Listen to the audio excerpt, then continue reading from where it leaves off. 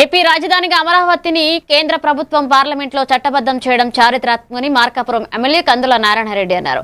ఈ నిర్ణయానికి ప్రధాని నరేంద్ర మోదీకి ప్రజల తరపున కృతజ్ఞతలు తెలిపారు. చంద్రబాబు విజన్ పై నమ్మకంతో రైతులు వేల ఎకరాలు స్వచ్ఛందంగా ఇచ్చారని గుర్తు చేశారు. గత వైసీపీ ప్రభుత్వం 3 రాజధానుల పేరుతో అమరావతి నిర్వీర్యం చేసిందన్నారు. రైతుల పోరాట ఫలించి అమరావతికి న్యాయం జరిగిందన్నారు. డబ్బులు ఇస్తామని చెప్పి ఆ రోజు ఎలక్షన్లప్పుడు ఓట్లు వేయించుకొని ఎలక్షన్ అయిపోయిన తర్వాత చూచాను ఇంటికి ఒక్కళ్ళకే అన్నారు. మేము అలా లేదు, మేము ఇంట్లో ఎంతమంది ఉంటే అంతమందికి ఇస్తా ఉన్నాం. నువ్వు రైతులకి 13,000 ఇస్తే మేము 20,000 ఇచ్చాం. మరి ఇంక ఏమి పరిపాలనలో మరి ఎక్కడ మీకు లోటు కనపడిందో మాకైతే అర్థం కాలే. నువ్వు గుంతలు కూడా పుచ్చలేకపోతే మేము 2,000 కోట్లు పెట్టి మా నాయకుడు గుంతలు పొడిపించండు, బ్రహ్మాండంగా రోడ్లు వేయించాడు.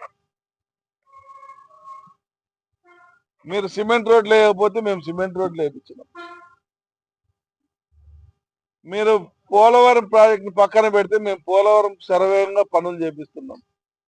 మా వెలుగొండ ప్రాజెక్టును పూర్తి కాకుండానే పూర్తి చేసినారని చెప్పి ఈ అమ్మాయి ఓపెన్ చేసిపోతే ఈ అమాయక ప్రజల చెవులలో పూలు పెట్టిపోతే మేము ఈరోజు దాన్ని శరవేగంగా పనులు పూర్తి ఎట్టి పరిస్థితుల్లో 2026లో నీళ్లు ఇవ్వాలా అనేటువంటి సంకల్పంతో పని చేయించుకుంటూ ఈరోజు ముందుకు పోతాం. మరో పెద్ద నాయకుడు పవన్ కళ్యాణ్ గారి సారథ్యంలో ఈ రాష్ట్రం బ్రహ్మాండమైనటువంటి స్పీడ్ తోటి పరుగులు తీస్తా ఉంది అభివృద్ధి విషయంలో.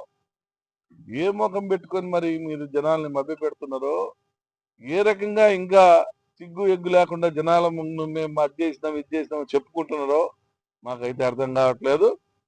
ప్రజలు కోరుకుంటున్నారు, పెద్ద పెద్ద కంపెనీలు వస్తున్నాయి, యువతకు ఉద్యోగాలు దొరుకుతాయన్న ఒక నమ్మకం ఏర్పడింది. మా యువ నాయకుడు నారా లోకేష్ బాబు గారు